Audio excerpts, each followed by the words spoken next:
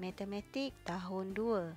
Topik hari ini adalah pengenalan pecahan. Murid-murid boleh rujuk buku teks jilid 2 muka surat 1. Mari kita lihat perbualan antara ibu dan dua orang anaknya. Ibu telah potong kek kepada 3 bahagian yang sama besar. Satu daripada 3 bahagian ialah 1/3. Bagaimana rupanya 1/3 ni?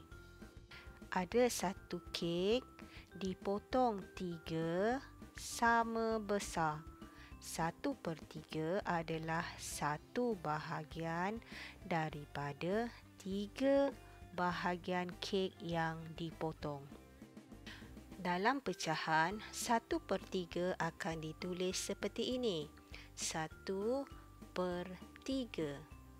Nombor di atas adalah pengangka, garis tengah per, nombor di bawah adalah penyebut.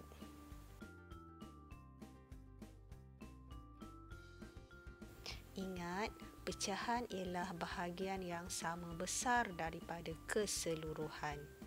Mari kita kenal pasti berdasarkan gambar-gambar di bawah ini, adakah ia pecahan dari bahagian yang sama besar. Gambar yang pertama, bulatan dan dibahagikan kepada 4. Adakah ia pecahan yang sama besar? Ya, ia pecahan yang sama besar. Kita lihat yang kedua pula, satu kotak dibahagikan kepada 4. Adakah pecahannya 1/4? Bagus, jawapannya bukan kerana ia tidak sama besar. Kita lihat gambar ketiga pula, adakah ini gambar pecahan yang sama besar? Bagus, ia adalah pecahan yang sama besar. Bagaimana pula gambar yang ini? Tepat sekali, ia adalah pecahan yang sama besar. Kita lihat gambar yang terakhir pula. Bagus, pecahannya tidak sama besar. Nampaknya murid-murid telah faham bagaimana untuk kenal pasti pecahan ialah bahagian yang sama besar daripada keseluruhan. Kenali pecahan. Contoh yang pertama, ada satu bulatan dibahagikan kepada beberapa bahagian. Kita kira bahagian yang berlorek dahulu. Ada 1, 2, 3. Jadi bahagian berlorek ada 3. Seterusnya kita kira berapa bahagian keseluruhan. Keseluruhan ada 1, 2, 3, 4, 5. Jadi ada 5. Dalam pecahan dia akan ditulis sebagai 3/5. Dan dalam perkataan ditulis 3/5.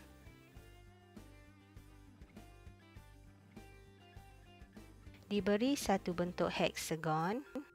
Kita kira bahagian yang berlorek. Ada 1, 2, 3, 4. So ada 4 bahagian yang berlorek. Seterusnya kita kira keseluruhan.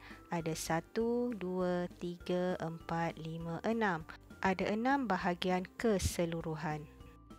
Dalam pecahan, dia akan ditulis sebagai 4/6, manakala dalam perkataan akan ditulis seperti berikut, 4/6.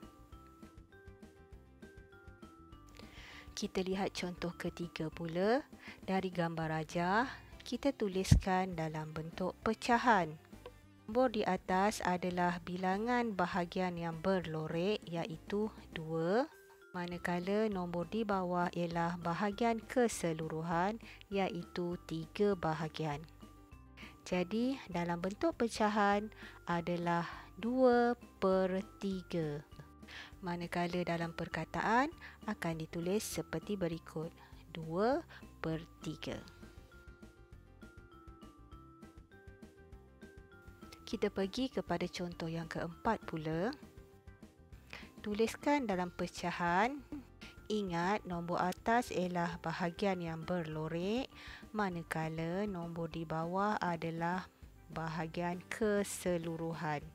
Ya, pecahannya adalah 1/4 yang apabila ditulis dalam perkataan akan jadi 1/4.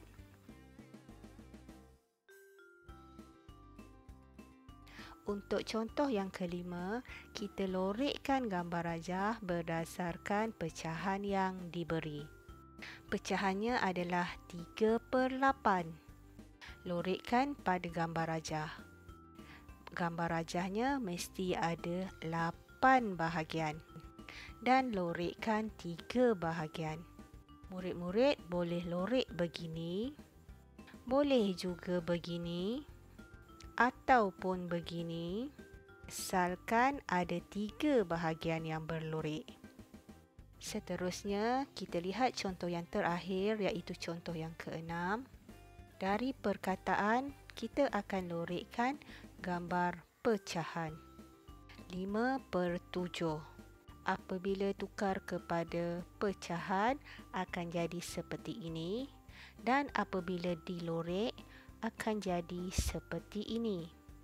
Pastikan lorek 5 bahagian sahaja daripada 7 bahagian keseluruhan.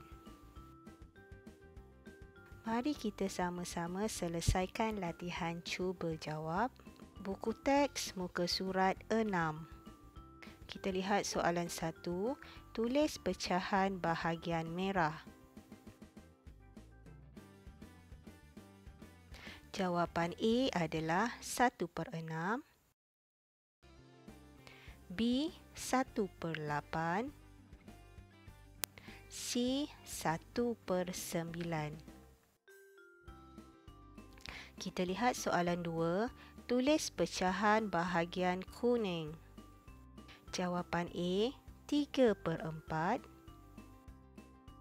B 2/6, C 3/10. Lihat soalan 3 pula. Tulis pecahan dalam perkataan. A 1/5, B 1/7, C 6/9, D 9/10. Kita lihat soalan yang terakhir. Tulis pecahan dalam angka.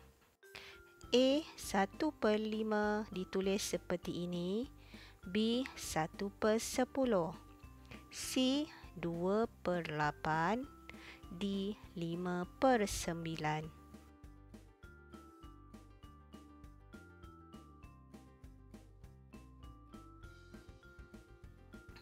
Untuk pengukuhan, lengkapkan latihan dalam buku aktiviti ya.